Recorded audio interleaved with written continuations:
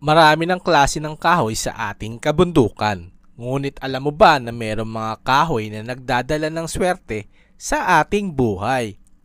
Kaya sa video na ito ay tatalakayin natin ang kahoy ng sinag-araw. Nakakita ka na ba nito?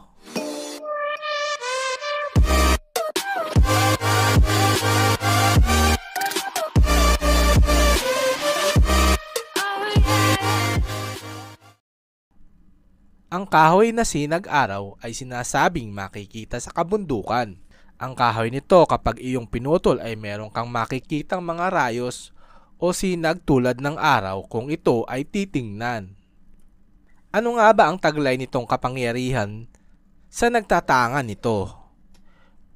Well guys, ang kahoy ng sinag-araw ay mabisang pampaswerte sa anumang klase ng negosyo o pangkabuhayan at sinasabing nagpapagaan sa buhay. Ito ay pinaniniwalaan na may malakas na panghalina o pang-akit lalo na sa mga tao o customer. Kaya mainam na ito ay isabit sa harap ng iyong tindahan o restaurant upang ito ay mang-akit ng pera. Dahil ito ay mayroong tinatawag na money magnet.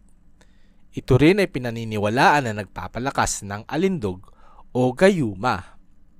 Kaya mainam na ingatan ang paggamit nito at gamitin lamang po ito sa kabutihan. Ito rin ay pinaniniwalaan na malakas magtaboy ng malas o negatibong enerhiya at malakas sa depensa laban sa mga kulam, palipad hangin at balis o usog at mga gawang itim na mahika. Ang sinag-araw din ay pinaniniwalaan na mabisang tagapagligtas sa mga panganib tulad na rin sa mga kalamidad. Merong mga sinaunang kwento na ito ay ginagamit bilang tagapagligtas laban sa bagyo o sunog. At tandaan, kung ikaw ay meron nito, ang dapat mo lang gawin ay ganito. Gamitin sa araw ng linggo sa bandang 12:00 ng tanghali at humanap ng simbahan at itubog sa holy water. At pag ito ay nasa bahay ay ibabad ang kahoy na ito sa langis na malinis bilang pagkain nito.